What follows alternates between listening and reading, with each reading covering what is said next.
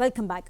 ಕುಂದಾನಗರಿ ಜನರೇ ಎಚ್ಚರ ಎಚ್ಚರ ಎಚ್ಚರ. ಬೆಳಗಾವಿ ಪಾಲಿಕೆ ಆಯುಕ್ತರ ಹೆಸರನ್ನ ಹೇಳ್ಕೊಂಡು ಕನ್ನ ಹಾಕ್ಬಿಡ್ತಾರೆ. ವಾಟ್ಸ್ಆಪ್ ಮೆಸೇಜ್ ಮಾಡಿ ಹಣ ಕೇಳ್ತಾರೆ. ಸೈಬರ್ ಖದೀಮರು.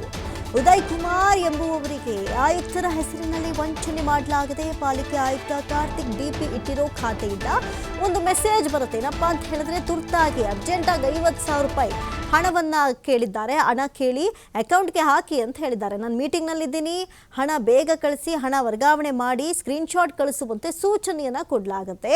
ಬೆಳಗಾವಿ CN ಪೊಲೀಸ್ ಠಾಣೆಯಲ್ಲಿ ಈ ಸಂಬಂಧ ಕೇಸ್ ದಾಖಲಾಗಿದೆ. ಪಾಲಿಕೆ ಆಯುಕ್ತ ಕಾರ್ತಿಕ್ ಡಿಪಿ ಇಟ್ಟಿರುವಂತಹ ಖಾತೆಯ ರೀತಿಯಲ್ಲಿ ಮಾಡಿಕೊಂಡು ಹಣವನ್ನು ಕೇಳಿರುವಂತಹ ವಿಚಾರ.